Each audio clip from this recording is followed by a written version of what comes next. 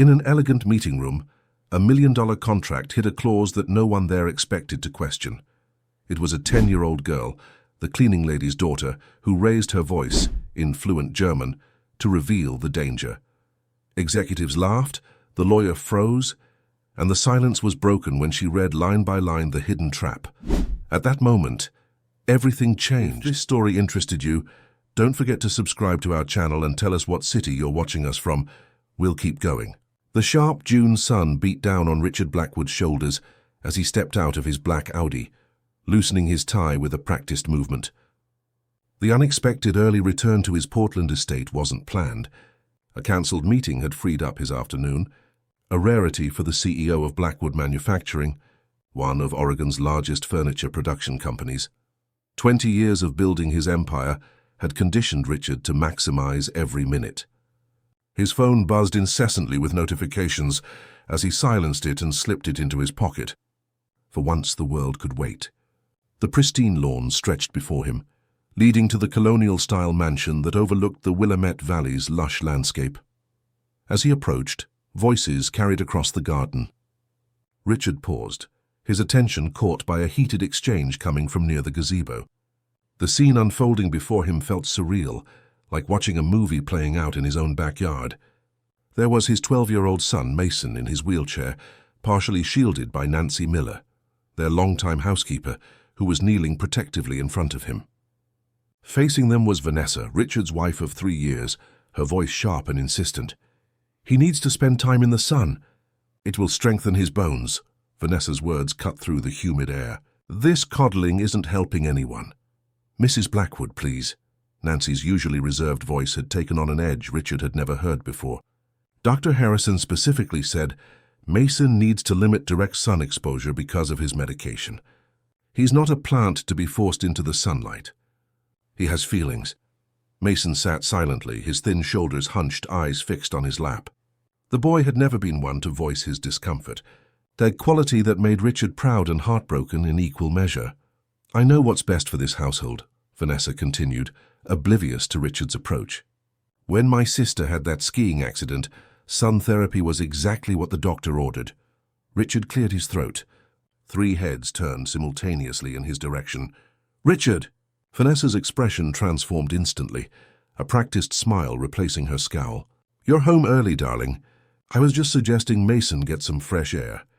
Nancy stood slowly, her hand remaining protectively on Mason's shoulder.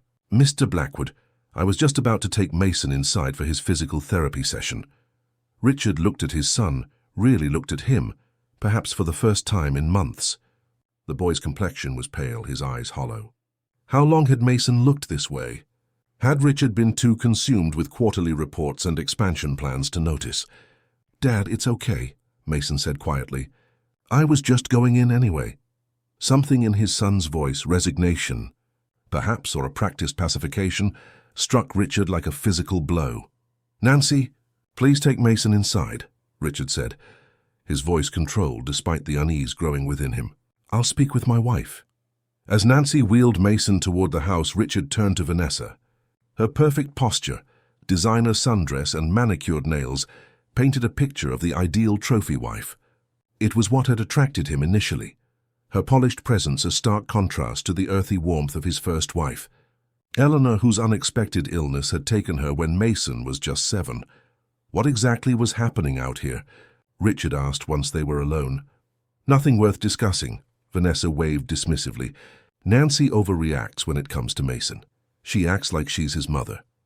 "Because she's been more present than either of us," Richard said. The admission painful but necessary. "Don't be dramatic, Richard.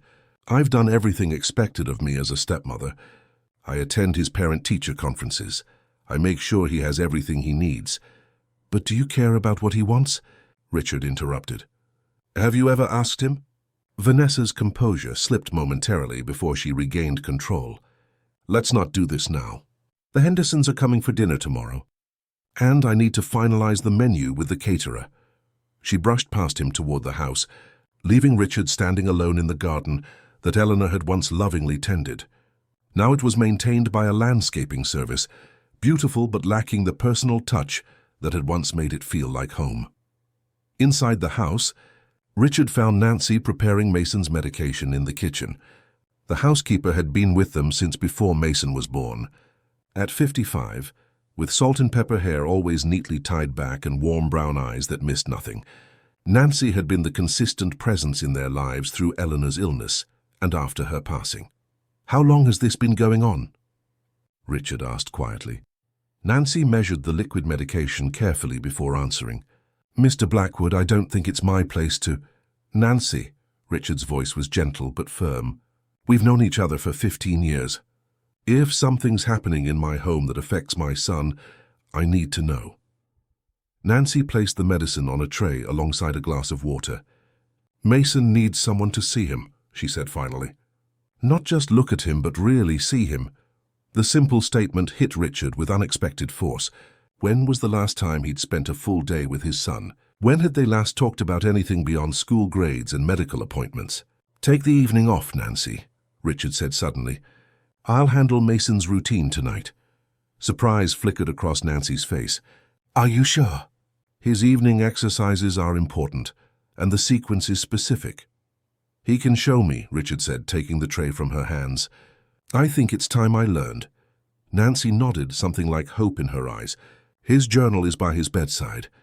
He likes to write before sleep. And Mr. Blackwood, he loves listening to those old jazz records that belonged to Mrs. Eleanor." Richard carried the tray upstairs, each step feeling heavier than the last. Mason's room was at the end of the hallway, specially modified after the accident 5 years ago that had changed everything.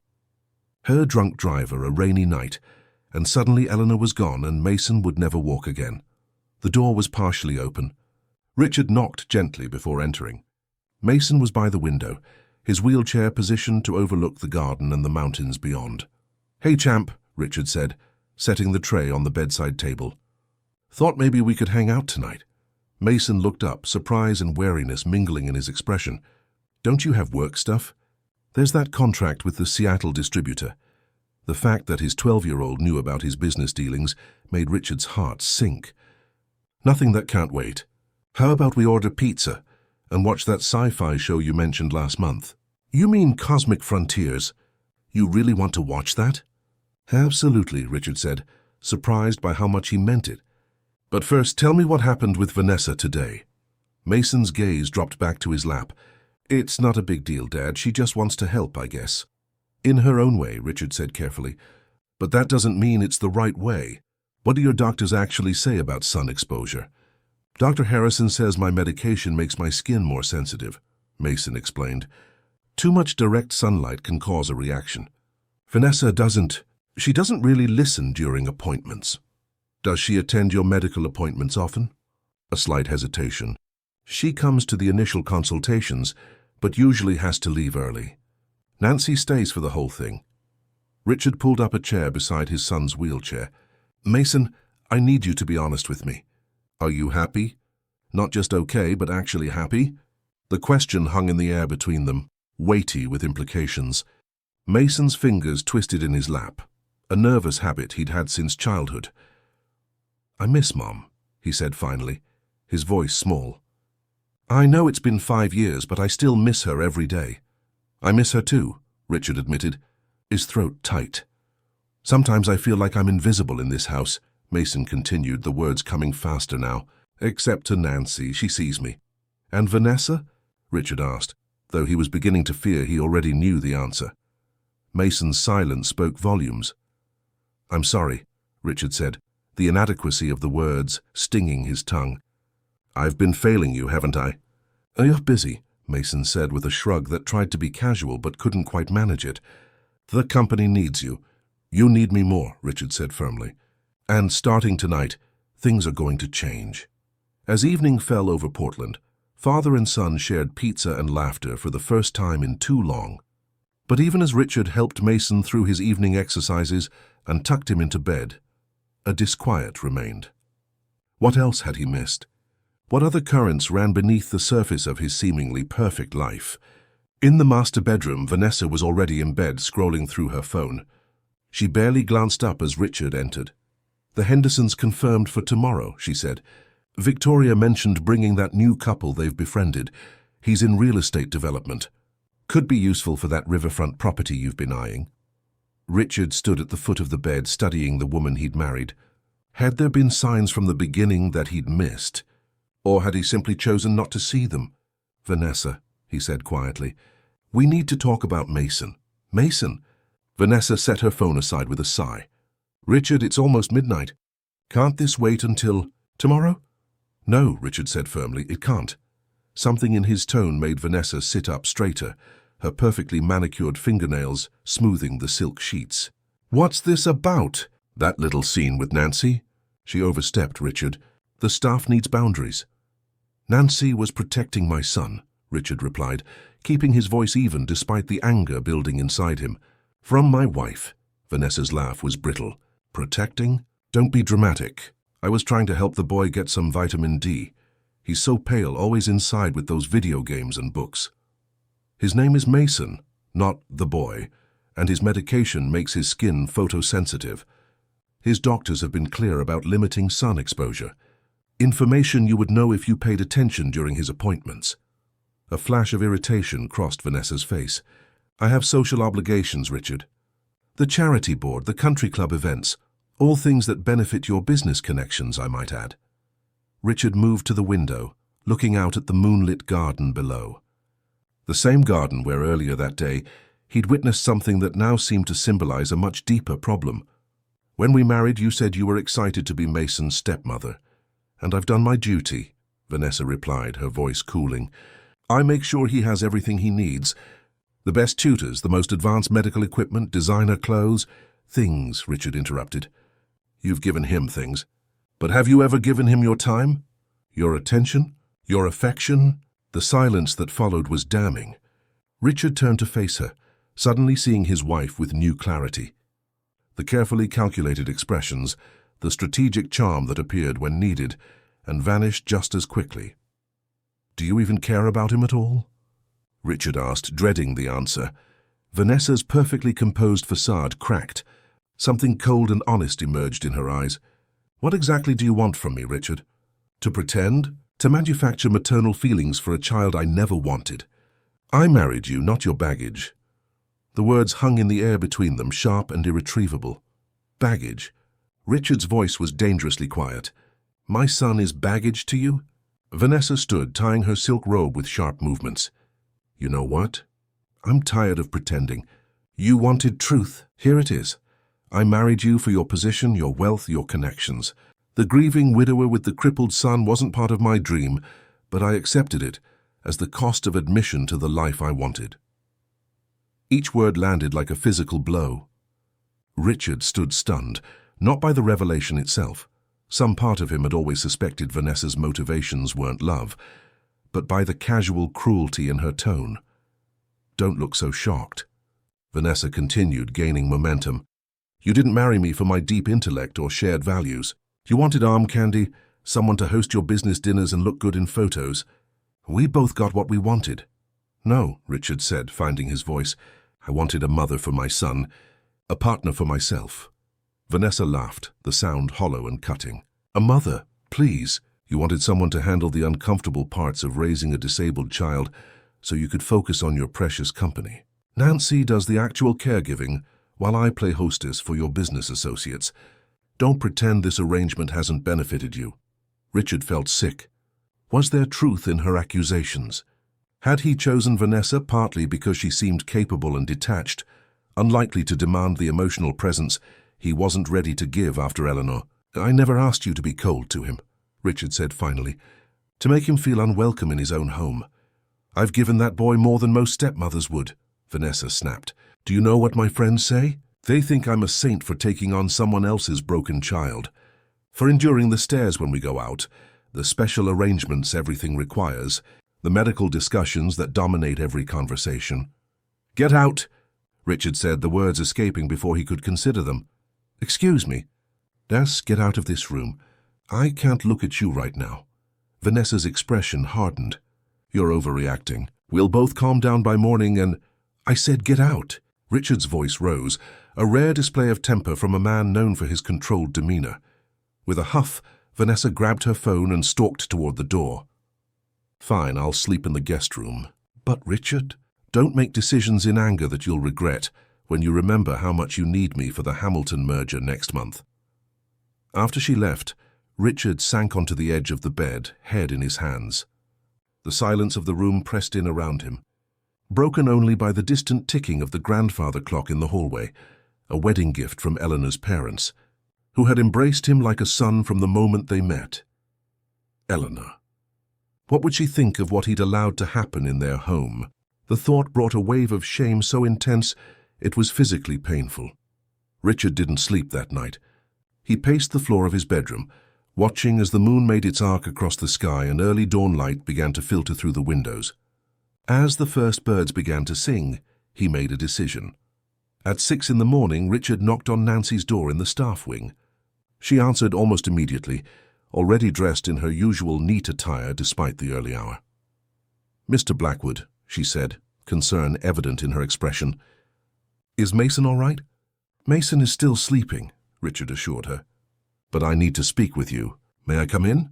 Nancy's quarters were modest but homey, with framed photographs and handmade quilts adding warmth to the space. She gestured for him to sit at a small table by the window. "I'll make coffee," she offered, moving efficiently around the small kitchenette. "Thank you," Richard said, noticing a framed drawing on her wall, clearly Mason's work from a few years earlier. A colorful rendering of Nancy, himself and Mason, labeled "My Family" in a child's handwriting. Nancy set a steaming mug before him and took the seat across the table. Her expression was guarded but direct. "You've had a difficult night," she observed quietly. "I've had a long overdue realization," Richard corrected. "Nancy, I need you to tell me everything. About Vanessa and Mason. The truth, no matter how painful." Nancy's hands tightened around her mug. "Mr. Blackwood, I've always tried to remain professional and not overstep—" "Please," Richard interrupted.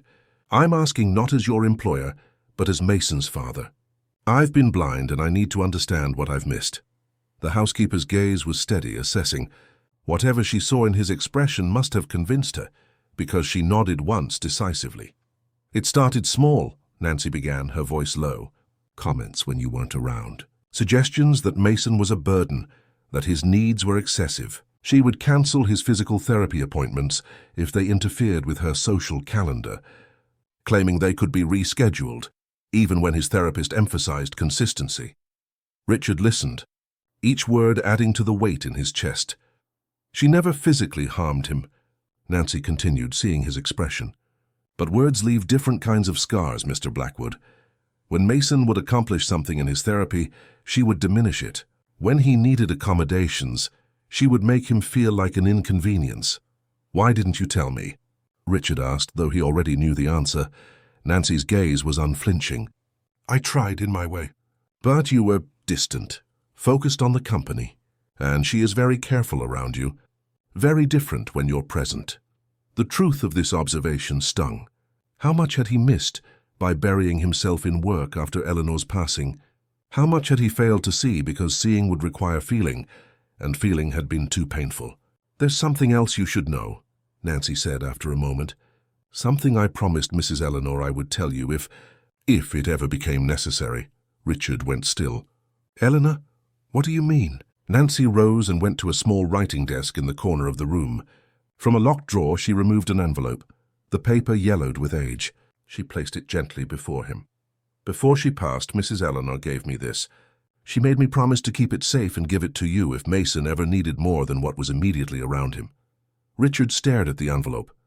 His name was written on the front in Eleanor's distinctive handwriting, the same handwriting that had penned love, notes in his briefcase and birthday cards that he kept in a box in his closet. "She knew she was leaving us," Nancy said softly, "and she wanted to make sure Mason would always have what he needed. Not just care, but love." With trembling fingers, Richard opened the envelope. Inside was a letter, dated 3 days before Eleanor's unexpected passing. "My dearest Richard," it began, "if you're reading this, it means our son needs something I can no longer provide. I've asked Nancy to keep this letter and give it to you only if Mason faces challenges that his current family structure cannot meet." As Richard read, tears blurred his vision. Eleanor's words reached across time, a final act of love and foresight from the woman who had always seen clearer than anyone. The letter spoke of her fears for Mason, her hopes, and finally, a revelation that shook Richard to his core. If you've remarried and Mason has not found the maternal love he deserves, there is someone who might help heal your family. Your brother, Thomas? Richard looked up sharply. My brother? But he moved away to live with your aunt when you were children, Nancy finished for him. That's what everyone was told. But Mrs. Eleanor discovered something different before she passed. Richard returned to the letter, his heart pounding. The truth, my love, is that Thomas was sent to Oak Ridge Home for Boys when he was 11. Your parents told you he went to live with your aunt because they were ashamed of his learning disabilities. They couldn't bear having a child who didn't fit their image of perfection. I found this out accidentally, through a former housekeeper of your parents who recognized our name in a charity publication. Thomas never went to your aunt's. He grew up in that institution alone. The world seemed to tilt around Richard. Thomas, his quiet, gentle younger brother who had struggled in school but could name every bird in the forest, who had been Richard's shadow until one day, he simply wasn't there anymore. His parents had explained that Thomas needed special schooling, that Aunt Margaret could provide better care for his condition. It had been a lie. All of it. Mrs. Eleanor tried to find him, Nancy said quietly. Before her accident, she had hired a private investigator. The investigator found some information, but then, well, everything changed after the crash. Richard could barely process what he was hearing. His brother, abandoned by their parents, growing up in an institution while Richard enjoyed private schools and college, and went on to build his fortune. All because Thomas learned differently, processed the world in his own way. The letter contains the last known information about Thomas's whereabouts, Nancy added. Mrs. Eleanor believed that Mason might benefit from knowing his uncle. She thought Thomas might understand Mason in ways others couldn't. Richard folded the letter with care. Does Mason know about any of this? No, Nancy shook her head. Mrs. Eleanor wanted you to be the one to decide when and how to tell him. A strange calm settled over Richard. In the midst of discovering his marriage was a sham, and his parents had committed an unforgivable betrayal, he felt an odd clarity. A path forward. Nancy, he said, standing. Please pack bags for yourself and Mason. Enough for a week's trip.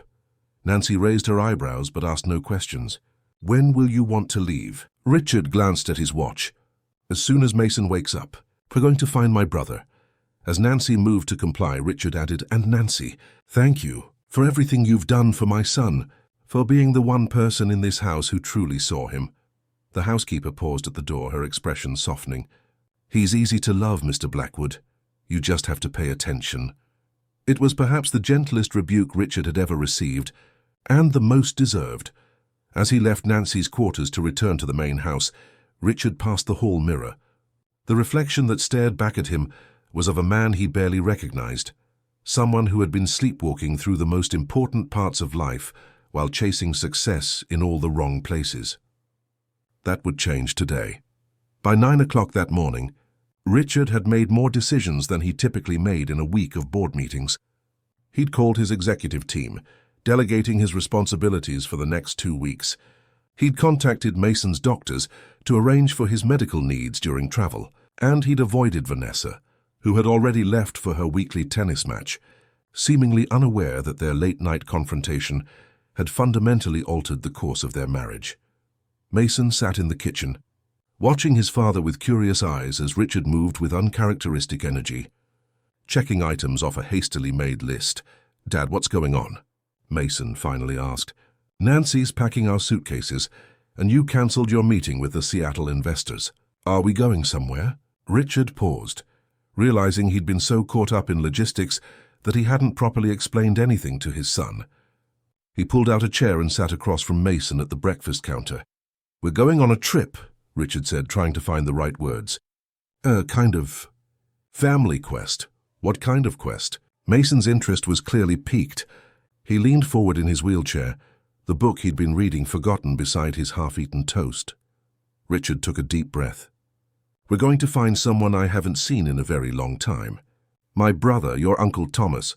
Mason's eyes widened. You have a brother? I thought you were an only child. The innocent surprise in his son's voice made Richard wince.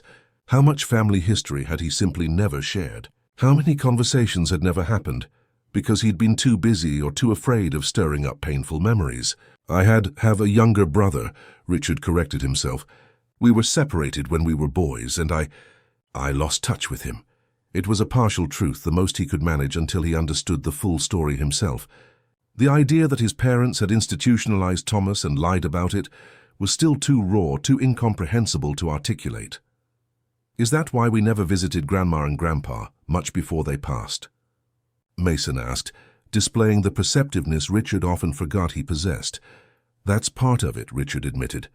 My relationship with my parents was complicated. Like my relationship with Vanessa? Mason asked quietly. The simple question knocked the air from Richard's lungs. He reached across the counter to take his son's hand. Mason, about Vanessa, he began. It's okay, Dad, Mason interrupted, his voice small but steady. I know she doesn't really like me. I've known for a long time. It's not okay, Richard said firmly. Not at all. And I'm sorry I didn't see it sooner. Mason shrugged, attempting nonchalance, though his eyes revealed deeper hurt. Mom always said some people just aren't meant to fit together, like puzzle pieces from different boxes. The casual wisdom, clearly passed down from Eleanor, struck Richard deeply. He'd married Vanessa knowing she was from an entirely different puzzle than their family, hoping somehow the pieces would mesh regardless. Your mom was right about a lot of things, Richard said softly. In fact, this trip was her idea in a way. She left a letter with Nancy, asking her to give it to me if you ever needed more than what we had here. Mason's eyes lit up at the mention of his mother. Mom knew about Uncle Thomas. She wanted us to find him. She discovered some things about him that I never knew, Richard explained. And she thought he might be someone important for you to know. Nancy entered the kitchen, her efficient movements pausing as she sensed the weight of their conversation. The bags are packed, Mr. Blackwood. I've included Mason's medication and equipment, and I've prepared a folder with all his medical information. Thank you. Nancy, Richard said, genuine gratitude in his voice. You're coming with us, of course. It wasn't a question, but Nancy nodded anyway. I wouldn't have it any other way. Where does Uncle Thomas live? Mason asked, excitement building in his voice. Is it far? Richard unfolded the letter he'd kept in his pocket. According to your mother's investigator, the last known address was in a small town called Pine Haven in Northern California. It's about a 7-hour drive from here. California? Mason's eyes widened. I've never been to California.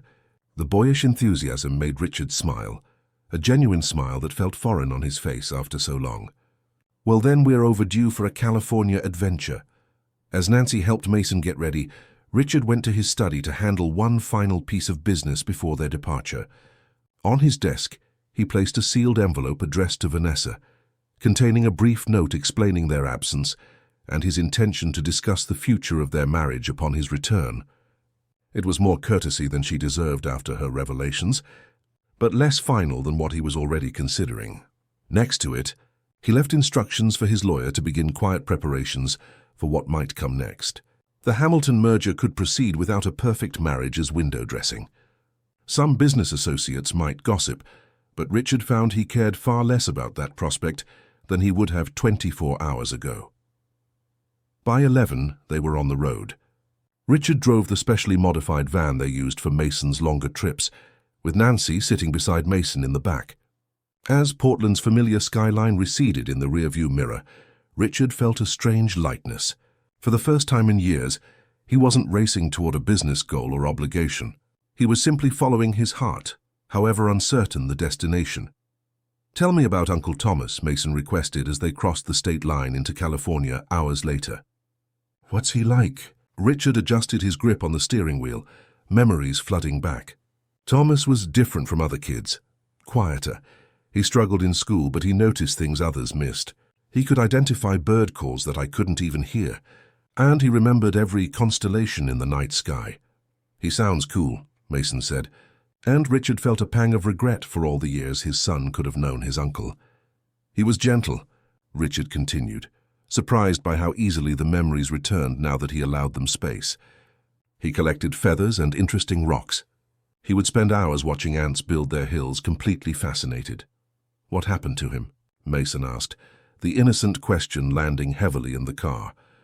Richard met Nancy's eyes in the rearview mirror. finding silent support there. My parents told me he went to live with my aunt because she could better help with his learning. Difficulties, Richard said carefully. But I've recently learned that wasn't true. They sent him to a home for boys with special needs and they didn't keep in touch with him. Even this sanitized version of events felt painful to articulate.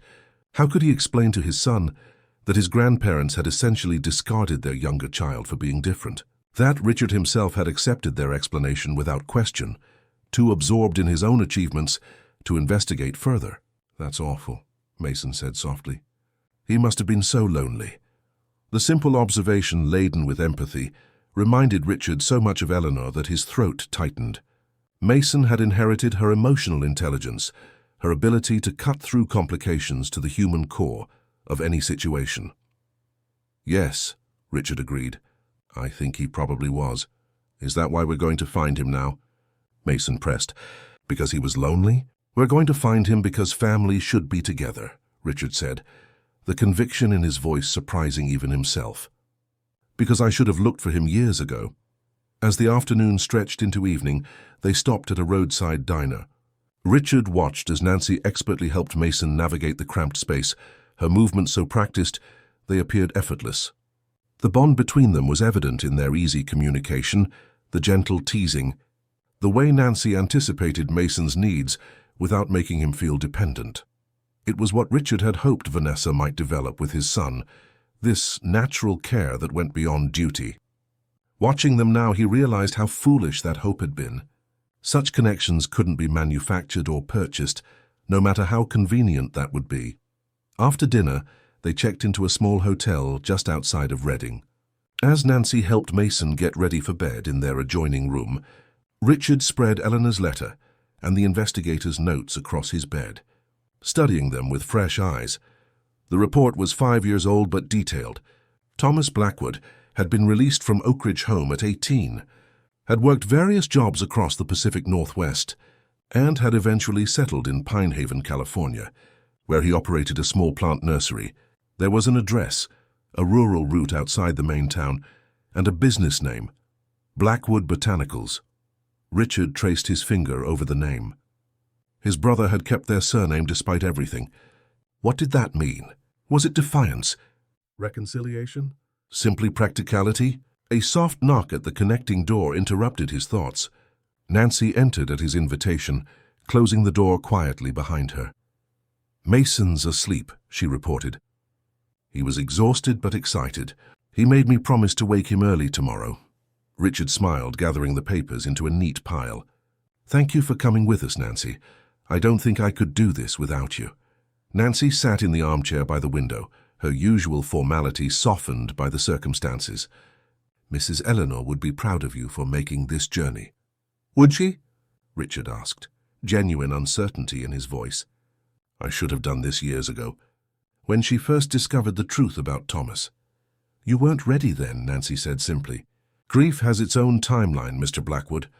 After Mrs. Eleanor passed, you could barely look at Mason without pain. Taking on another family connection would have been impossible." The gentle assessment was accurate, but still difficult to hear. Richard had been a coward, burying himself in work rather than facing the emotional needs of his son, or himself. "Do you think Thomas will want to see us?" Richard asked, voicing the fear that had been growing as they drew closer to their destination. Nancy considered the question thoughtfully. "I can't know that, but I believe in giving people the chance to decide for themselves. You're offering him that choice at least. And if he turns us away, then you'll know you tried," Nancy replied. "And Mason will have learned that relationships are worth the risk, even when they're difficult." Richard nodded, absorbing the wisdom in her words. "You've been the constant in Mason's life, more than me in many ways. Children need different things from different people," Nancy said diplomatically. "I could never give Mason what he gets from you, even if I see him more hours of the day." "And what's that?" Richard asked, genuinely curious. "A sense of his place in the world," Nancy answered without hesitation. "His identity. When he watches you solve problems, make decisions, stand your ground, he's learning who he is and who he might become." The observation surprised Richard. He'd always assumed his absences were simply deficits in Mason's life, not recognizing that even his limited presence carried meaning. "Get some rest." "Mr. Blackwood," Nancy advised, rising from the chair, "tomorrow will bring its own challenges." After she left, Richard stood at the window looking out at the unfamiliar town below. Somewhere less than 100 miles from where he stood, his brother was living a life Richard knew nothing about. A life that might have been radically different if Richard, had questioned their parents' story years ago. The weight of that realization was heavy, but for the first time in years Richard felt truly awake. Tomorrow would indeed bring challenges, but also perhaps the beginning of healing for wounds he hadn't even known existed. As he finally lay down to sleep, Richard found himself whispering into the darkness, "We're coming, Thomas. If you'll have us, we're coming home." Pine Haven revealed itself gradually as they drove along winding roads flanked by towering redwoods. The small town emerged from the forest like an afterthought, a collection of weathered buildings with hand-painted signs and porch swings, the kind of place where progress arrived slowly and was carefully considered before being accepted. "It's beautiful," Mason breathed, his face pressed against the window. "Like something from one of Mom's storybooks," Richard silently agreed. The town had a timeless quality that stood in stark contrast to Portland's constant evolution. He could imagine Thomas finding peace here, among people who valued permanence. Following the investigator's notes, Richard turned onto a narrow dirt road leading away from the town center. They passed small homesteads nestled among the trees, each one set far enough from its neighbors to ensure privacy without complete isolation. "The report says Blackwood Botanicals should be about 3 miles down this road," Richard said, trying to keep his voice steady despite the nervous energy coursing through him. "There." Mason pointed to a wooden sign ahead, carved with the words Blackwood Botanicals and decorated with a simple leaf design. Below it, smaller lettering read, "Specialty Plants and Native Species." Richard turned onto the gravel driveway, the van moving slowly past wild gardens that appeared both carefully tended and deliberately natural. Unlike the manicured precision of his own estate, these gardens followed the contours of the land, working with nature rather than imposing order upon it. The driveway opened to a clearing where a modest cabin stood alongside several large greenhouses. Morning sunlight filtered through the trees, casting dappled patterns across the weathered wood siding. Their small pickup truck was parked near one of the greenhouses, its bed filled with potted plants. Richard brought the van to a stop and cut the engine. The sudden silence was overwhelming. "We're here," he said unnecessarily, his hands still gripping the steering wheel. Nancy gently placed her hand on his shoulder. "Would you like me to go first?" "To explain who we are?" Richard shook his head. "No, this is something I need to do myself." With deliberate movements, Richard exited the van and walked around to help Nancy with Mason's wheelchair. The familiar routine, unfolding the ramp, securing the chair, checking the brakes, gave him a moment to gather his composure. As they approached the cabin, the door to one of the greenhouses opened. A man emerged, carrying a tray of seedlings, his attention focused on the delicate plants. He was of medium height with salt and pepper hair that curled slightly at his collar, dressed in faded jeans and a flannel shirt with the sleeves rolled up. Richard stopped in his tracks. Despite the 27 years that had passed, he would have recognized his brother anywhere. Thomas had their father's build and their mother's expressive features, though time and experience had etched lines of their own. "Thomas," Richard called, his voice barely carrying across the yard. The man looked up, his movement stilling. He carefully set down the tray of seedlings on a nearby table before straightening to face them. His expression was guarded but not unwelcoming. "Can I help you folks?" he asked, his voice deeper than Richard remembered but with the same gentle cadence. Richard took a step forward. "Thomas, it's me, Richard, your brother." The silence that followed seemed to stretch endlessly. Thomas's face remained perfectly still, but his eyes, the same deep blue as Richard's own, widened slightly. "The only indication of his shock, Richard," he finally said, not a question but an acknowledgement. His gaze moved to Mason and Nancy, curiosity replacing some of the wariness. "It's been a long time." 27 years, Richard confirmed. I only recently learned the truth about what happened. About Oak Ridge." Thomas's expression flickered, a complicated emotion crossing his features too quickly to interpret. "I see," he said simply. Then, after another pause, "Would you like to come inside?" I was about to make some tea. The invitation, so ordinary in the face of their extraordinary reunion, felt like both a reprieve and a gift. Richard nodded, relief washing through him. At least Thomas hadn't turned them away immediately.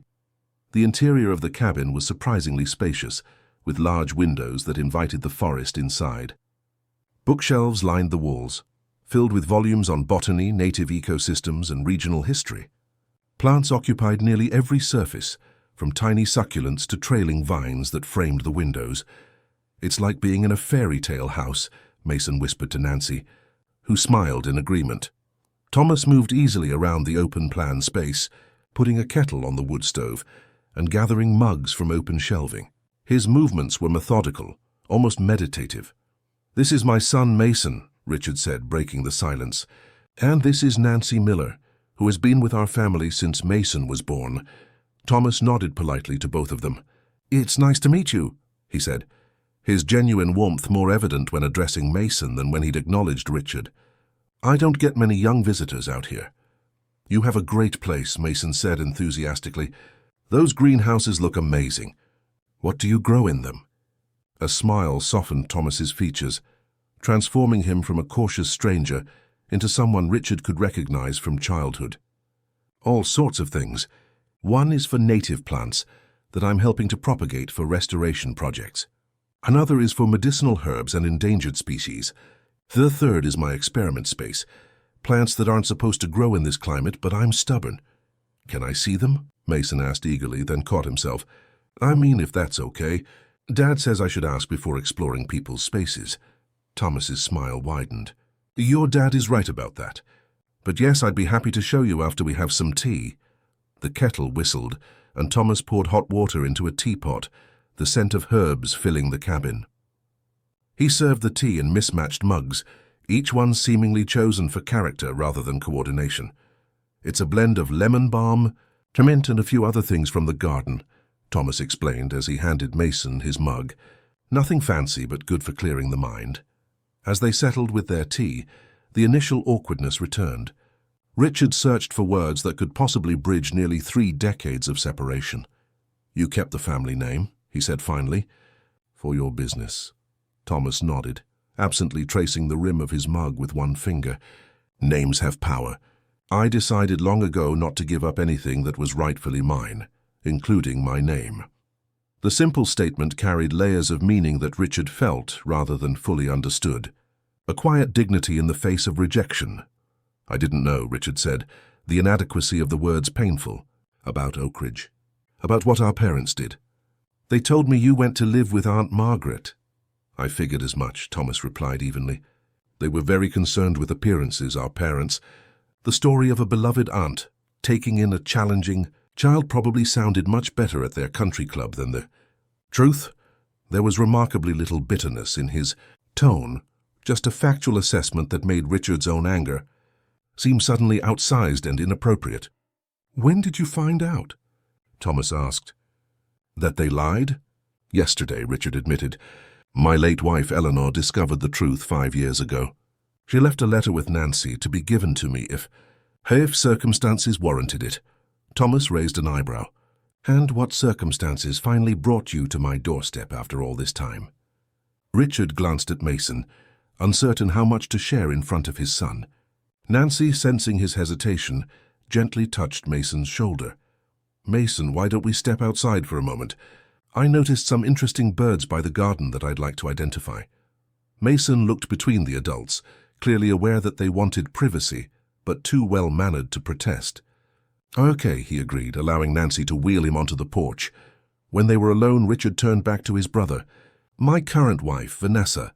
It's become clear that she married me for my money and position. She has no love for Mason, and I've been blind to how she's treated him." "Ah," Thomas said softly. History does have a way of repeating itself. The parallel wasn't lost on Richard, a child rejected for being different, a parent too absorbed in other concerns to notice. Shame washed over him. "I'm trying to break that pattern," Richard said. "Eleanor's letter suggested that you might be important in Mason's life, that you might understand him in ways others couldn't." Thomas studied Richard thoughtfully. Your son seems like a remarkable young man, from the little I've seen. But I'm curious why Eleanor would think I'd have special insight. Mason was in an accident 5 years ago, Richard explained. The crash that took Eleanor's life. He suffered a spinal injury that left him unable to walk. Since then, he struggled to find his place. He's brilliant and creative, but society doesn't always see past the wheelchair. Understanding dawned in Thomas's eyes. And your wife doesn't see him at all? No, Richard confirmed. She doesn't. Thomas was quiet for a long moment, gazing out the window to where Mason and Nancy were examining something in the garden. When he spoke again, his voice was softer. Oakridge wasn't as bad as it could have been. Some of the staff were kind. There was a groundskeeper, Mr. Finley, who let me help in the gardens. That's where I learned about plants, how resilient they can be, even in harsh conditions, how they adapt and find ways to thrive. He turned back to Richard, his expression open now. I don't harbor resentment toward you, if that's what you're worried about. We were both children. You couldn't have changed what our parents decided. I could have looked for you later, Richard countered. When I was an adult. When I had resources. Perhaps, Thomas acknowledged. But you had your own life to build. And I've done all right with mine. He gestured around the cabin. It's not an empire like Blackwood Manufacturing, but it's mine. I created it from nothing. There was quiet pride in his voice, not defensiveness. Richard felt a sudden, sharp admiration for his brother's self-sufficiency. I'd like Mason to know you, Richard said simply. If you're willing, we can stay in town for a few days, visit at whatever pace feels comfortable for you. Thomas considered this, his gaze drifting again to the window where Mason was now examining a flowering shrub. His expression alight with interest. He likes plants, Thomas observed. He likes learning, Richard corrected gently. He's curious about everything. Before the accident, he couldn't sit still, always climbing, exploring, asking questions. Afterward, he channeled all that energy into reading, into understanding the world through books, since he couldn't explore it as freely with his body. Thomas nodded, something like recognition in his eyes. I was similar as a child.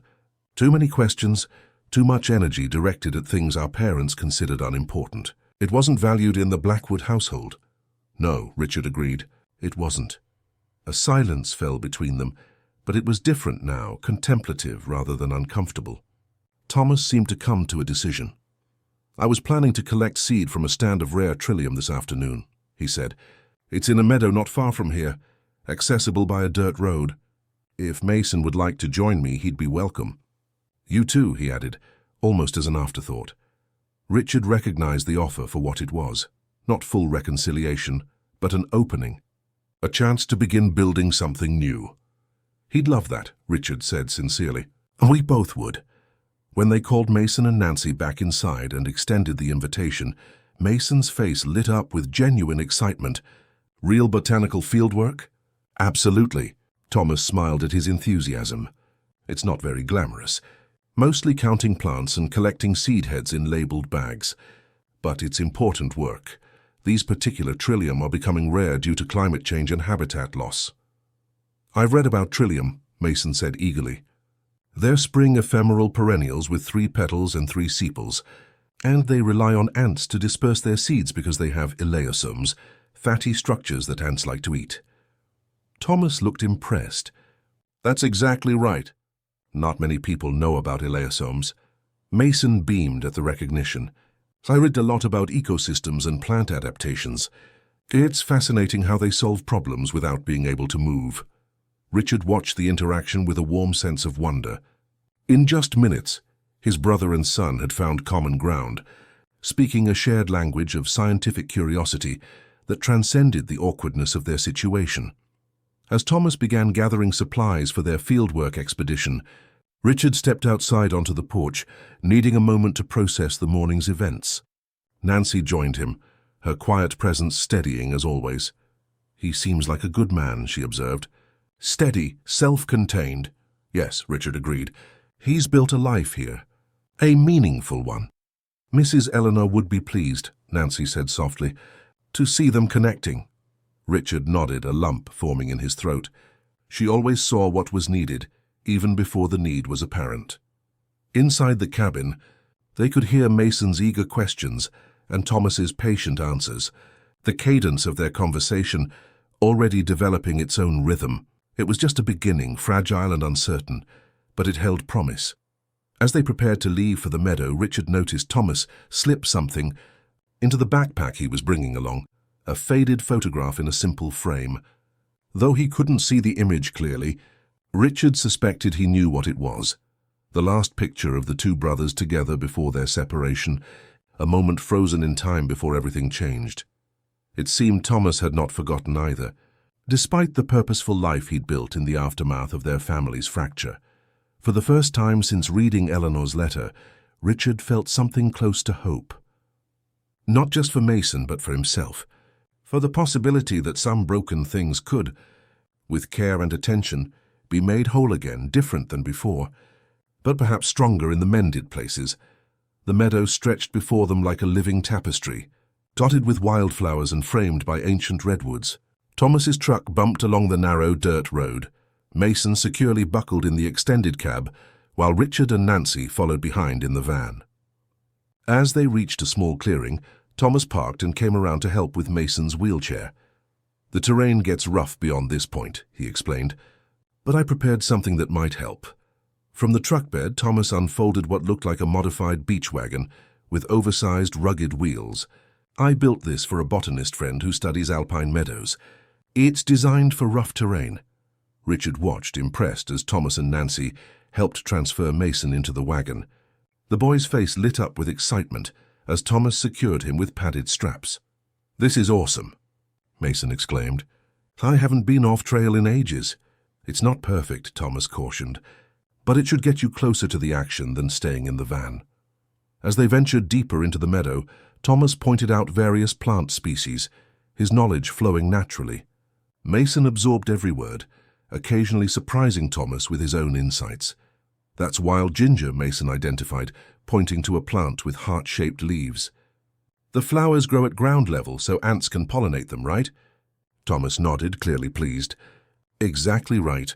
Many people walk right past without noticing the flowers. You have to know to look down." "That's often true," Richard observed quietly. "The most important things are easily missed if you're not paying attention." Thomas glanced at him, something unspoken passing between the brothers, before he continued leading them toward the trillium stand. The terrain grew increasingly challenging, but Thomas navigated it expertly, pulling Mason's wagon with surprising strength. When they reached the heart of the meadow, Thomas stopped. "So here we are," he announced, "one of the last healthy populations of trillium rival in this part of California." Mason gasped with delight at the sight of the delicate white flowers nodding in the gentle breeze. "They're beautiful." "They're also vulnerable," Thomas explained, kneeling beside a plant. "Climate change has disrupted their bloom times, and invasive species compete for resources. That's why we're collecting seeds for conservation and potential reintroduction." For the next hour, they worked together as Thomas taught them how to identify mature seed pods, collect them without damaging the plants, and document their locations.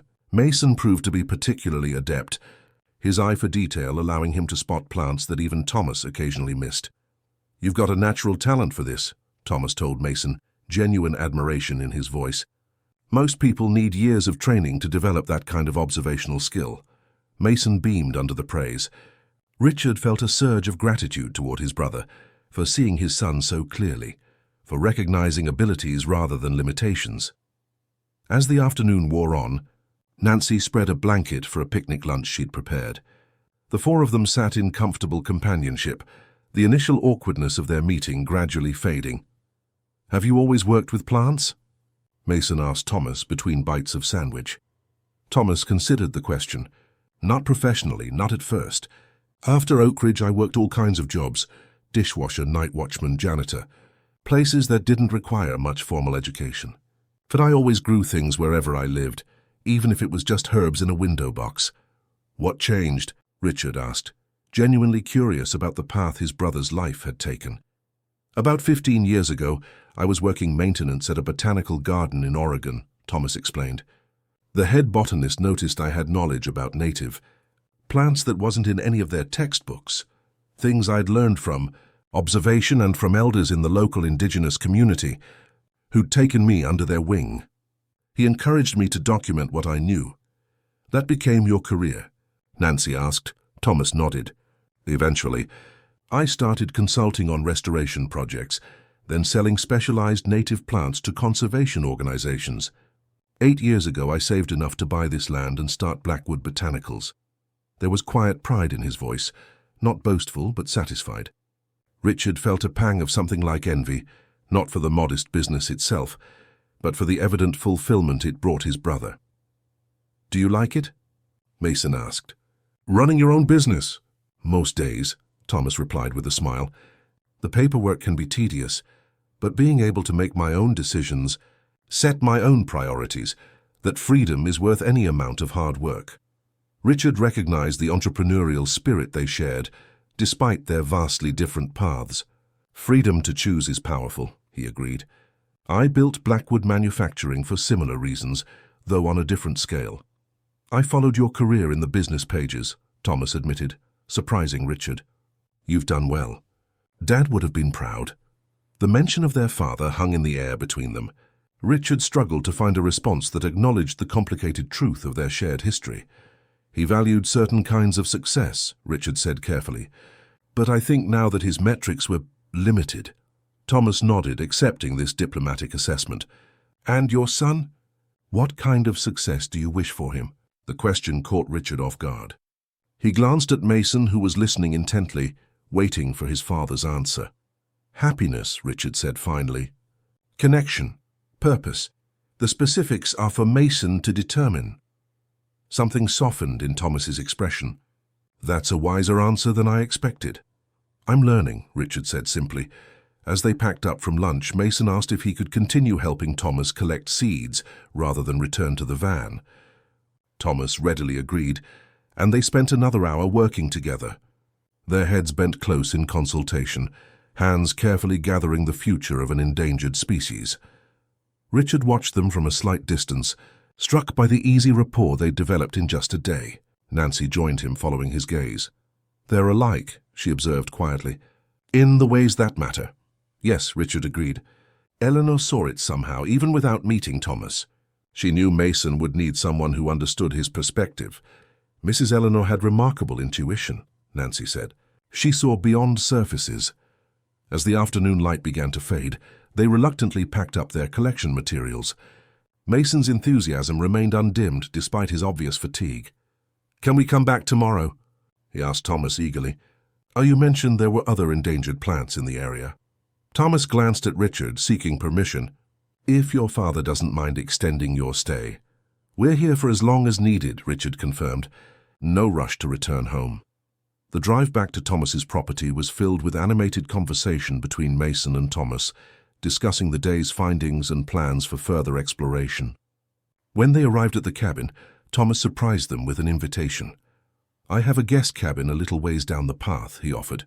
Nothing fancy, but it has 2 bedrooms and basic amenities. You're welcome to stay there instead of driving back to town each day. The invitation clearly delighted Mason. Richard recognized it for what it was, not just hospitality, but a tentative opening of Thomas's carefully constructed life to include them. We'd like that very much, Richard accepted. Thank you. As they settled into the rustic but comfortable guest cabin that evening, Mason was too excited to sleep, despite his physical exhaustion. Uncle Thomas knows so much. Dad, he marveled as Richard helped him into bed. Not just facts from books, but real knowledge from experience. And he doesn't treat me like I'm broken or strange or a burden. The last word hung painfully in the air. Richard sat on the edge of the bed, his heart aching with the realization of how deeply Vanessa's attitude had affected his son. You are not a burden, Mason, he said firmly. You never have been and never will be. I'm sorry if I ever made you feel that way. Mason shook his head. You didn't. But Vanessa... He hesitated, clearly uncomfortable discussing his stepmother. You can tell me, Richard encouraged gently. I need to know. Mason's fingers twisted in the bedspread. She says things when you're not around. That I make everything harder. That people only include me because they pity me. That you'd have a better life if you didn't have to worry about my special needs. Each word felt like a knife to Richard's heart. He'd suspected Vanessa's cruelty, but hearing the specific barb she'd aimed at his son's self-worth filled him with cold fury. "None of that is true," Richard said, fighting to keep his voice steady. "You are the greatest gift in my life, Mason, never doubt that." Mason studied his father's face, seeming to search for the truth in his words. Whatever he saw must have reassured him, because he nodded slowly. "I like it here," he said, changing the subject. "With Uncle Thomas. I feel normal." "We'll stay as long as you'd like," Richard promised. After Mason finally drifted off to sleep, Richard stepped outside onto the small porch of the guest cabin. The night was clear, stars visible through gaps in the towering trees. The peaceful setting stood in stark contrast to the turmoil within him. The sound of footsteps on the path drew his attention. Thomas approached, carrying a bottle and 2 glasses. "Thought you might want some company," his brother offered. "Nancy mentioned you don't sleep well these days." Richard accepted the glass Thomas poured. "She knows me better than I know myself sometimes." They sat in companionable silence for a while, the forest sounds creating a gentle backdrop to their thoughts. "Your son is remarkable," Thomas said finally. "Observant, thoughtful, resilient." "He is," Richard agreed, "though I can't take much credit for those qualities. That's all Eleanor and frankly Nancy." "Don't sell yourself short," Thomas countered. "Children absorb more than we realize, even when we're not consciously teaching." Richard considered this. "Like how we both absorbed our father's drive despite taking such different paths with it." Thomas nodded. "And mother's attention to detail, though we apply it differently." "I've missed knowing you," Richard admitted suddenly. "Even before I knew I should have been missing you." Thomas was quiet for a long moment. "I used to be angry," he finally said. "Not just at our parents, but at you too, for not looking for me, for believing their lies so easily." The honesty was painful but necessary. Richard didn't try to defend himself. "But anger takes energy," Thomas continued, "and eventually I needed that energy for building my own life. So I let it go. Not completely, not all at once, but gradually. I don't know if I could have done the same in your position," Richard said honestly. Thomas shrugged. "We do what we must to survive. And then, if we're lucky, we find ways to thrive despite it all." As they sat together under the stars, Richard felt a tentative bridge forming between his present and his past. A connection that might, with care and attention, grow strong enough to support a future he hadn't imagined possible just days ago. "What are your plans?" Thomas asked eventually. "Regarding your wife, I mean." Richard swirled the amber liquid in his glass. "I'm not sure yet, but I know I can't go back to how things were. Mason deserves better. We both do." "And what would better look like?" Thomas pressed gently. Richard considered the question. "Honesty, acceptance, a home where no one has to pretend or hide parts of themselves, where differences are valued rather than merely tolerated." "Sounds like you do know what you want," Thomas observed. "The question is just how to get there." As if summoned by their conversation, Richard's phone buzzed with an incoming call. He glanced at the screen and felt his stomach tighten. Vanessa. "Speaking of complications," he murmured, showing Thomas the screen before declining the call. "You'll have to face it eventually," Thomas pointed out. "I know," Richard agreed. "But not tonight. Tonight is for reconnection, not confrontation." Thomas raised his glass in acknowledgement. "To reconnection, then, and to the surprising paths that lead us home." The brothers touched glasses, the sound ringing clear in the night air. Whatever challenges lay ahead, Richard knew with sudden clarity that they would face them changed by this unexpected reunion. Stronger, perhaps, than either would have been alone. The next 3 days passed in a rhythm that felt both new and somehow familiar, as if they were remembering rather than creating a family dynamic. Each morning, Thomas would arrive at the guest cabin with fresh coffee and ideas for the day's activities. Mason eagerly anticipated these visits, his face lighting up at the sound of his uncle's footsteps on the porch. Together, they explored Thomas's world, collecting specimens in the forest, learning propagation techniques in the greenhouses, identifying birds by their calls.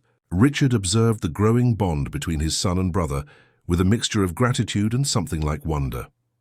On their 4th morning in Pinehaven, Mason approached his father with an idea that had clearly been forming in his mind. "Dad," he began, his expression earnest, Remember how you've been talking about expanding the Blackwood Foundation's community projects? Richard nodded. The philanthropic arm of his company had always been important to him, though he'd admittedly delegated much of its operation to others in recent years. What if we created a special school? Mason continued excitedly, for kids who learn differently or have physical challenges, somewhere that combines nature and traditional learning. Like what Uncle Thomas does, but for education. The idea caught Richard by surprise, not because it was impractical, but because it was so perfectly aligned with values he'd always claimed to hold, but had rarely prioritized. That's actually quite brilliant, Richard acknowledged. What gave you the idea? Mason gestured toward the window, where they could see Thomas working in one of his greenhouses. Uncle Thomas showed me his sensory garden yesterday, the one designed for people with visual impairments. The plants are arranged by texture and scent, rather than just appearance.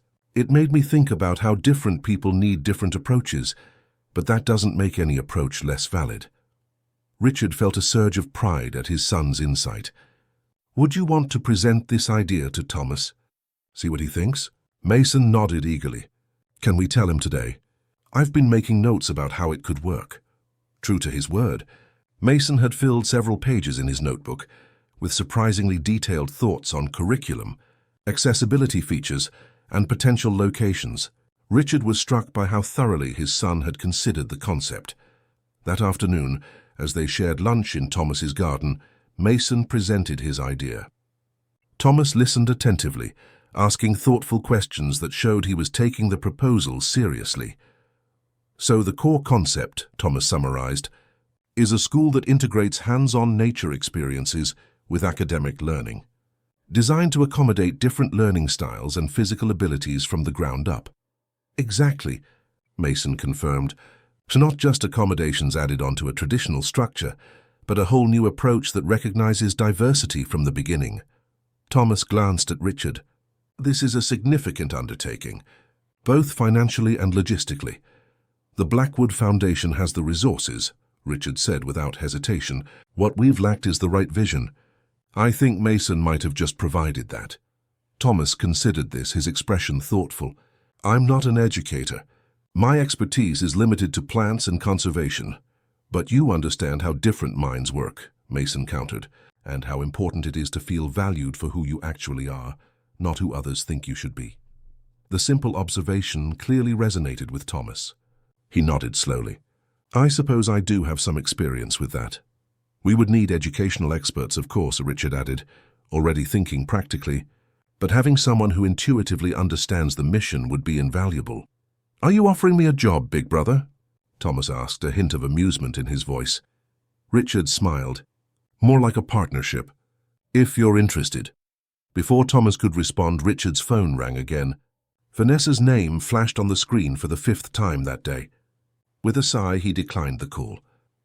You can't avoid her forever, Nancy pointed out gently. I know, Richard acknowledged, but I'd rather have this conversation in person when we return. As if on cue, his phone chimed with a text message. Richard read it and felt his stomach drop. What is it? Mason asked, noticing his father's expression. Richard hesitated, but then decided honesty was the better approach. Vanessa is on her way here. Apparently she tracked my phone's location. Mason's face fell. Here, why? She doesn't even like nature. Probably because I haven't been responding to her calls, Richard admitted, and because she doesn't like losing control of situations. Thomas raised an eyebrow. When should we expect this delightful visit? According to her text, she left Portland yesterday evening, Richard calculated. So possibly by this afternoon. Nancy quietly stood. I'll prepare the guest cabin for another visitor, though I suspect she won't be pleased with the accommodations. You don't need to do that, Nancy, Richard said quickly. She can stay in town if she insists on coming all this way. We should at least be prepared, Nancy replied diplomatically, although her feelings about Vanessa were clear in her tone. As Nancy left to tidy the cabin, Mason turned to his father with worry evident in his expression. Does this mean we have to go back home? No, Richard said firmly. We'll stay as long as you'd like. Vanessa doesn't make those decisions. Mason nodded, though he seemed unconvinced. Richard felt a surge of protectiveness. His son should never have to question his place or priority in his own family. Why don't you and Thomas continue working on your plant identification project? Richard suggested. I'll handle Vanessa when she arrives. As Mason and Thomas headed to the greenhouse, Richard found himself alone in the garden, steeling himself for the confrontation to come. He hadn't intended to have this conversation in Pinehaven, but perhaps there was something appropriate about facing the truth in this place of natural honesty. Thomas approached him a short while later, concern evident in his expression. Mason's helping Nancy prepare lunch. I thought you might want to talk before your wife arrives. Richard nodded gratefully. I should have ended the marriage before leaving Portland. It wasn't fair to bring this situation to your doorstep. Life rarely unfolds in the neat sequence we'd prefer, Thomas observed. What are you planning to tell her? The truth, Richard said simply. That I know she married me for my position and wealth. That I know how she's treated Mason. That our marriage is over. And if she fights you on it? Thomas asked. From what you've said, she values the lifestyle you provide. Richard's expression hardened. She can have a generous financial settlement. What she can't have is continued access to Mason or control over our lives. Thomas studied his brother thoughtfully. You're different from the boy I remember. He tended to avoid confrontation at all costs. I've spent too many years avoiding difficult truths, Richard admitted. It's time that changed. The sound of tires on gravel announced Vanessa's arrival before they saw her sleek white Mercedes coming up the drive. Richard took a deep breath and walked toward the front of the property to meet her. Vanessa emerged from her car like a visitor from another world, designer sunglasses, perfectly styled hair, and a cream-colored pantsuit that seemed ludicrously out of place among the redwoods and wildflowers. Richard, she said coolly, would you care to explain why I had to track my husband's location like some suspicious wife in a television drama? Hello, Vanessa, Richard replied evenly.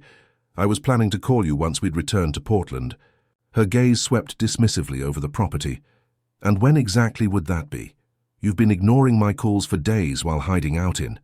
She gestured vaguely at the surroundings, whatever this rustic situation is. This is my brother's home, Richard explained, watching her expression shift from disdain to surprise. Your brother?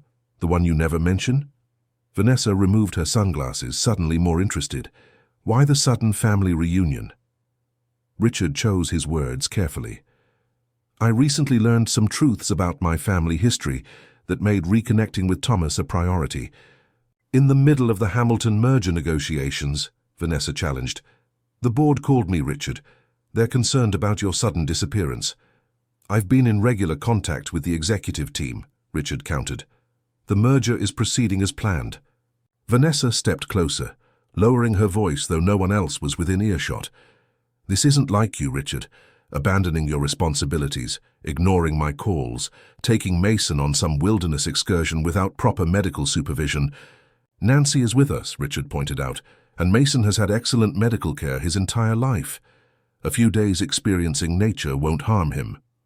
That's not for you to decide unilaterally, Vanessa snapped. I'm his stepmother. I have a say in these matters. Richard felt a surge of anger at her presumption. A stepmother who refers to him as baggage, who tells him he's a burden when I'm not around to hear it. I don't think you've earned the right to any say in his life, Vanessa. Her expression froze, then quickly rearranged itself into practiced contrition. You misunderstood what I said that night, Richard. I was upset, tired. Stop, Richard interrupted. I'm not interested in the performance. I've seen enough of it over the past 3 years. Before Vanessa could respond, Thomas approached from the cabin. Lunch is ready, he announced calmly. Nancy suggested you might both want to continue this conversation in private. Vanessa turned her attention to Thomas, assessing him with the calculating gaze Richard had once mistaken for perceptiveness. You must be the long-lost brother, she said with a brittle smile. How fortunate that Richard found you just when he was having a midlife crisis. If the barb affected Thomas, he didn't show it. It's interesting that you interpret family reconciliation as a crisis, he observed mildly. That says more about your values than Richard's. Vanessa's smile tightened. And I suppose you've been filling his head with ideas about what our marriage should be. Actually, Thomas replied, I've mostly been teaching his son about native plant species.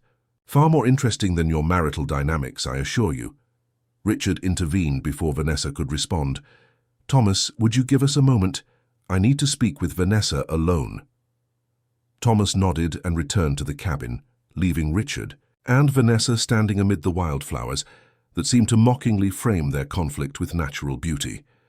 I want a divorce, Richard said simply, seeing no reason to delay the inevitable. Vanessa laughed, though the sound held no humor. Because I was honest about my feelings. Many marriages are built on practical considerations, Richard. You knew I wasn't some love-struck ingénue when you married me. This isn't about us, Richard clarified. It's about how you've treated Mason. I've provided him with everything a child could want, Vanessa countered defensively, except acceptance, kindness, basic human dignity. Vanessa's facade finally cracked, frustration bleeding through. What did you expect, Richard? That I would magically become maternal toward a child who isn't mine, who requires constant special attention and accommodation, who reminds you constantly of your precious first wife? I expected basic decency, Richard replied, his voice hardening. I expected you to try at minimum. Instead, you've actively undermined his confidence, made him feel unwelcome in his own home, treated him like an inconvenience. Vanessa crossed her arms. You can't prove any of that. It's his word against mine, and children often misinterpret adult interactions. Actually, Richard countered, Nancy has documented your behavior for years, out of concern for Mason's well-being. This wasn't strictly true. Nancy hadn't mentioned documentation, but the sudden flicker of alarm in Vanessa's eyes suggested there was indeed behavior worth documenting. I won't be vilified for not being the perfect stepmother, Vanessa declared, regaining her composure. If you want a divorce, fine, but I won't leave empty-handed, Richard. The prenuptial agreement has clear provisions for my comfort. You'll receive exactly what the agreement stipulates, Richard confirmed. Nothing more, nothing less. My lawyers will be in touch when we return to Portland. And what about now? Vanessa demanded. You expect me to drive all the way back alone? Richard considered the options. Having Vanessa stay in Pinehaven would disrupt the peaceful dynamic they'd established, but sending her away immediately seemed unnecessarily harsh. You're welcome to stay in town tonight, he offered. There's a decent hotel on Main Street, but we won't be returning with you tomorrow. Vanessa's eyes narrowed. And the Hamilton merger dinner next week? The board expects us both to attend. I'll be there, Richard assured her. You won't. Our public appearances as a couple are over, Vanessa. The sooner you accept that, the easier this will be. For a moment, something like genuine emotion flashed across Vanessa's face. Not sadness for the end of their marriage, but fear perhaps of the uncertain future ahead. You'll regret this, she said finally, throwing away a perfectly functional marriage because your crippled son told some tales. The casual cruelty of the words confirmed everything Richard needed to know. No, Vanessa, my only regret is not seeing the truth sooner. Mason deserved better than what I gave him by bringing you into our lives. Without another word, Vanessa returned to her car, reversing down the driveway with more speed than was prudent on the rough terrain. Richard watched her go, feeling a complex mixture of relief and regret, not for the end of their marriage, but for the pain his poor judgment had caused his son. When he returned to the cabin, Mason was waiting anxiously at the table, his food untouched. Is she gone? He asked quietly. Yes, Richard confirmed, taking a seat beside him. She's gone, and she won't be coming back. Does that mean? Mason let the question hang unfinished. It means I've told her I want a divorce, Richard said gently, and that our priority now is creating a home where you feel completely safe and valued. Mason nodded, relief evident in the relaxing of his shoulders. I heard some of what she said. About me being Don't, Richard interrupted firmly. Don't repeat her words, they have no place in our family. From across the table, Thomas spoke up. Your father's right, Mason. Some people view differences as deficiencies because their own perspective is limited. That's about their limitations, not yours. Nancy placed a supportive hand on Mason's shoulder. Besides, I happen to know that your mother would be enormously proud of the young man you're becoming, of your compassion, your intelligence, your resilience. Mason blinked rapidly, emotion evident in his eyes. You think so? I know so, Nancy assured him. She used to say you had the most beautiful heart she'd ever known. That hasn't changed. As they resumed their meal, the conversation gradually shifted to lighter topics. Thomas's plans for a new greenhouse, Mason's ideas for the school concept, Richard's thoughts on how the Blackwood Foundation could support the initiative. The shadow of Vanessa's visit slowly receded, though Richard knew the wounds of her presence in their lives would take longer to heal. Later that evening, as Mason and Nancy played a board game by the fireplace, Richard stepped outside for some air. He found Thomas sitting on the porch steps, gazing at the stars emerging in the darkening sky. Thanks for your support today, Richard said, joining his brother. Thomas nodded. Family protects its own, even family that's been apart for 27 years. I keep thinking about what Mason said, Richard mused, about creating a school where differences are valued rather than just accommodated. It's a powerful vision, Thomas agreed. Would you consider being part of it? Richard asked directly. Coming back to Portland with us, helping to create something new. Thomas was quiet for a long moment. I've built my life here, Richard. My business, my reputation in the conservation community. I understand, Richard said, trying to mask his disappointment. It was presumptuous to ask. I didn't say no, Thomas clarified. Just that it would be a significant change. One I'd need to consider carefully. Hope flickered in Richard's chest. Of course. Take all the time you need. Thomas turned to face his brother. Mason needs you now more than he needs me. The aftermath of ending your marriage, creating a new home environment, that's your priority. You're right, Richard acknowledged. But having you in our lives, in whatever capacity works for you, would mean a great deal to both of us. Let me think about it, Thomas said simply. In the meantime, why don't we focus on the present? Mason mentioned wanting to visit the tide pools tomorrow before the afternoon rain moves in. Richard nodded, accepting his brother's need for time and space. They sat together in comfortable silence, watching the stars multiply above the redwood canopy. Whatever Thomas ultimately decided, Richard knew with certainty that finding his brother had changed something fundamental in their family's trajectory, healing a wound that had festered, unacknowledged, for far too long.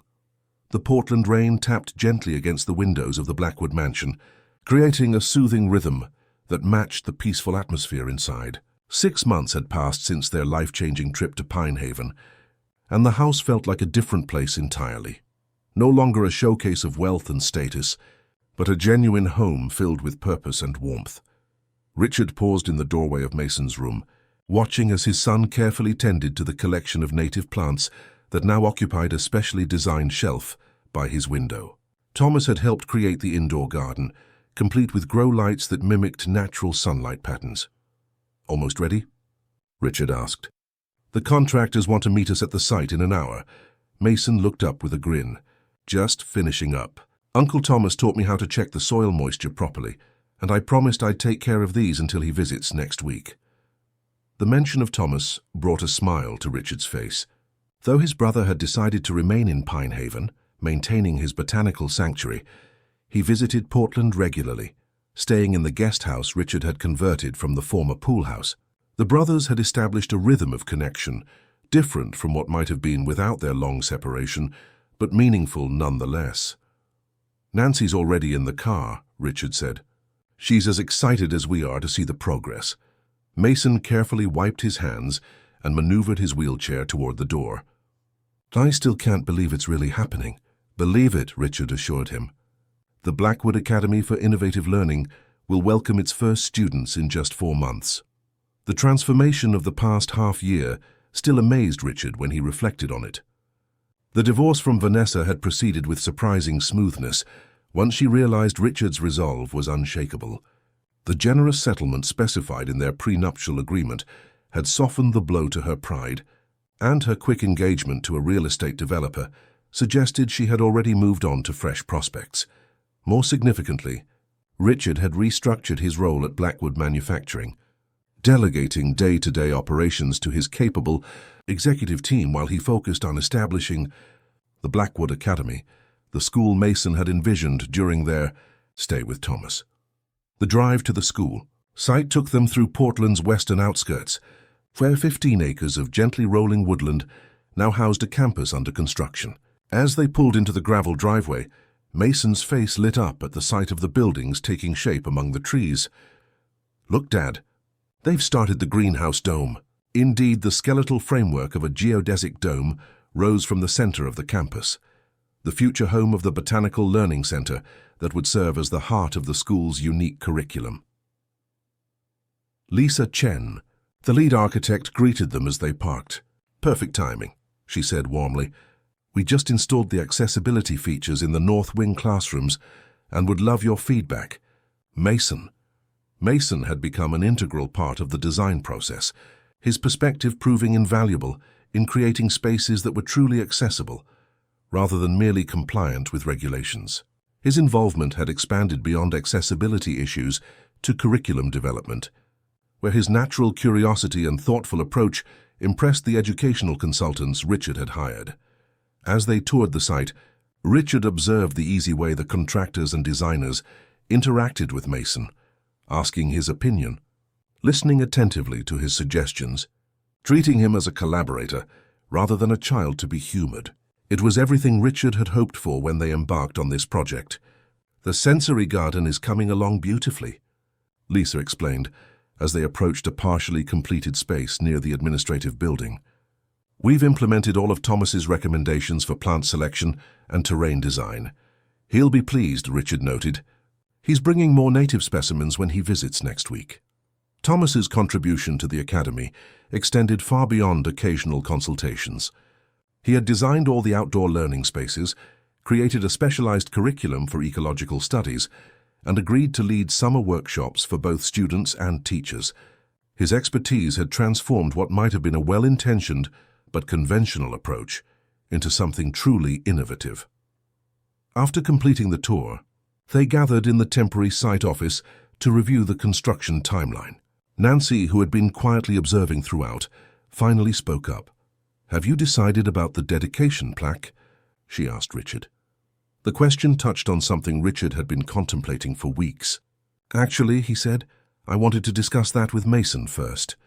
When the meeting concluded and they were alone, Richard turned to his son. "I've been thinking that we should name the central garden after your mother. The Eleanor Blackwood Memorial Garden. What do you think?" Mason's eyes brightened with emotion. She would have loved that. Especially since the whole school was kind of her idea in a way. "How do you figure that?" Richard asked curiously. "Well," Mason explained, "if she hadn't left that letter with Nancy, we never would have found Uncle Thomas. And if we hadn't found him, I wouldn't have gotten the idea for the school. So really, she started all of this." Richard nodded, moved by his son's perspective. "You're absolutely right. Your mother always saw possibilities that others missed. Like Uncle Thomas does," Mason added. "Like you do," Richard corrected gently.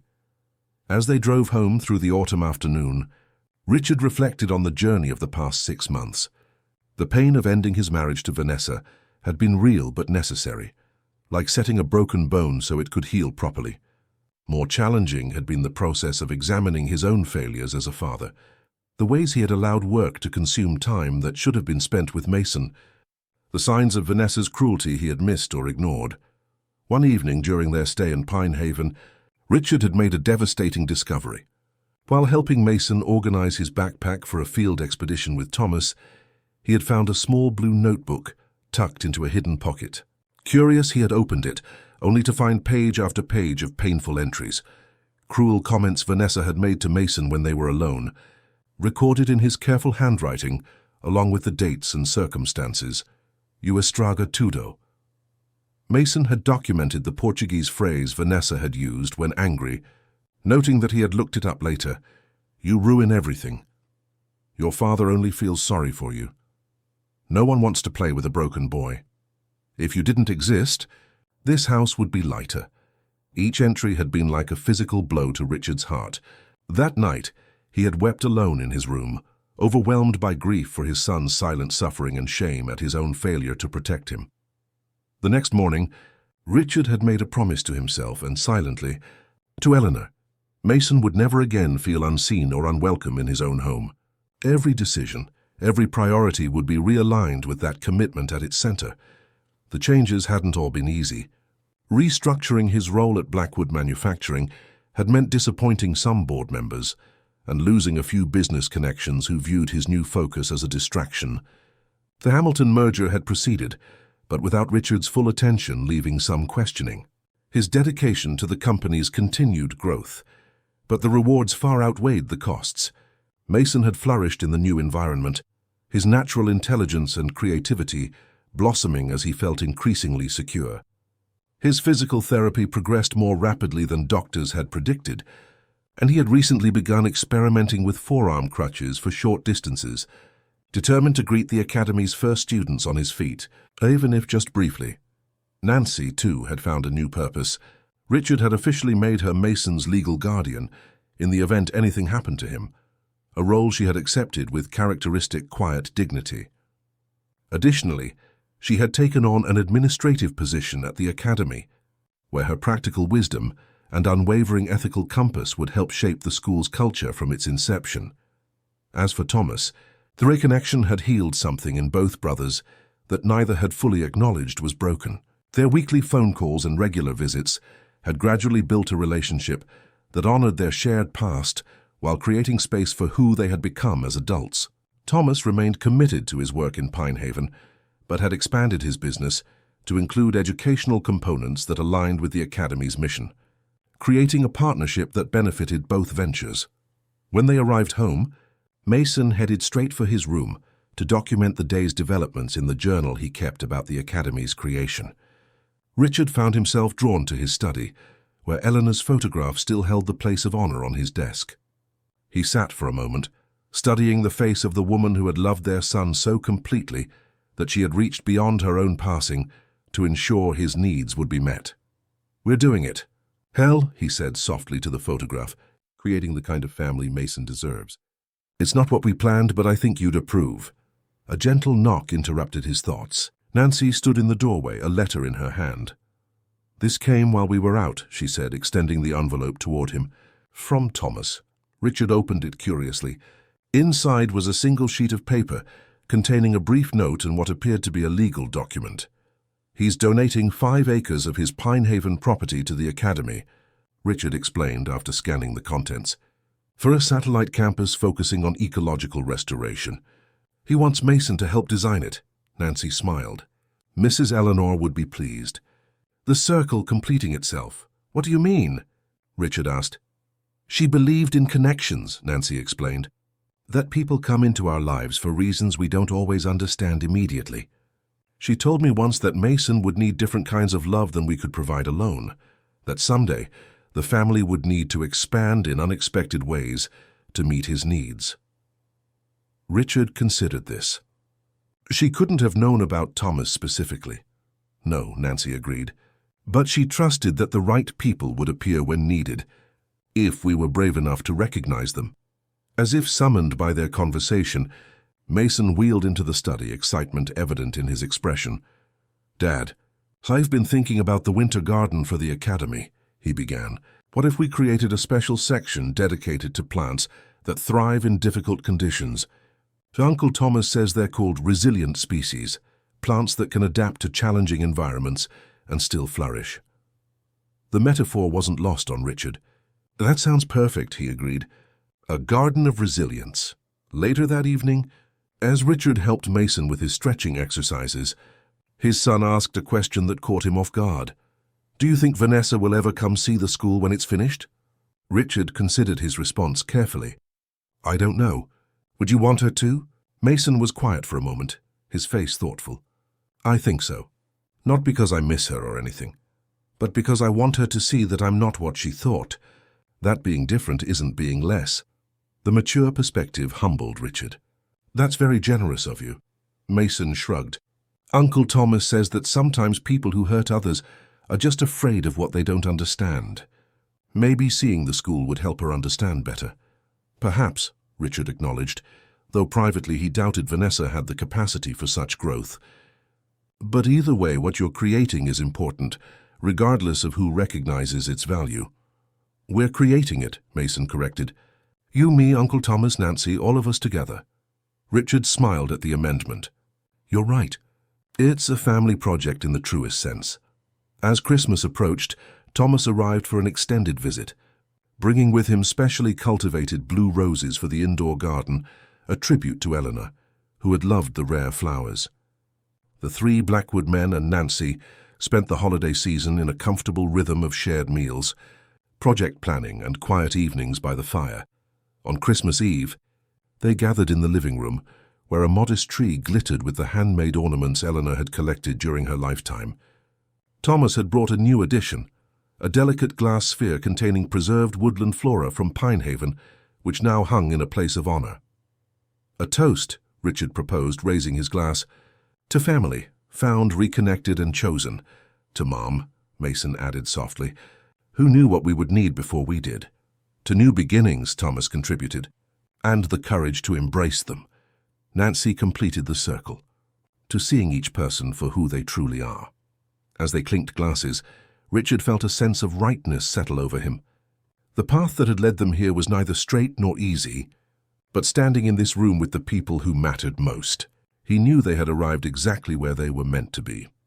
3 months later, on a crisp spring morning, the Blackwood Academy for Innovative Learning welcomed visitors for its pre-opening celebration. The building stood complete among the trees, pathways winding between classrooms, laboratories, art studios, and gardens designed to engage students of all abilities and learning styles. At the entrance to the central garden, now officially named the Eleanor Blackwood Memorial Garden, Mason stood supported by his forearm crutches, greeting guests alongside his father and uncle.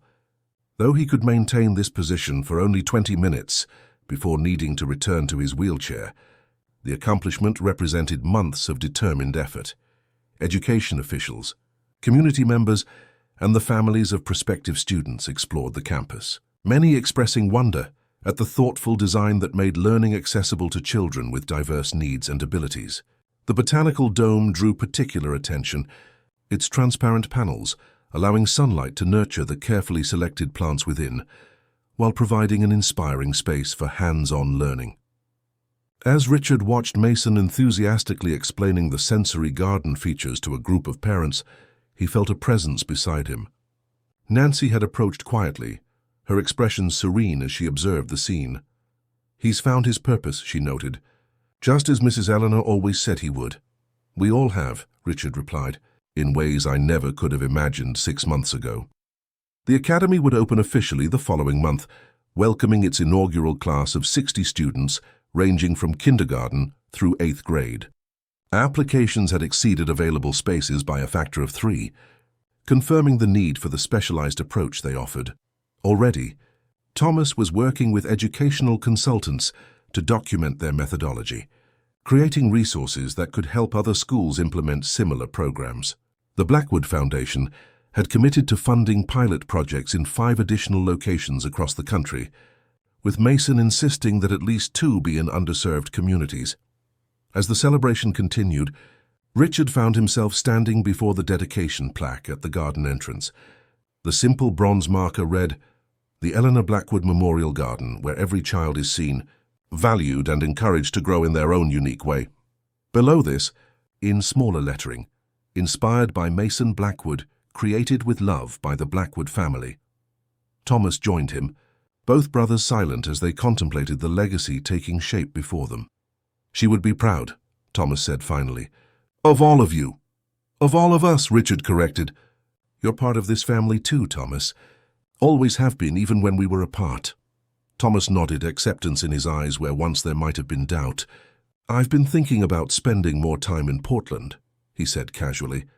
"The satellite campus will need regular attention, and I've had some interest from research institutions here about collaborative projects."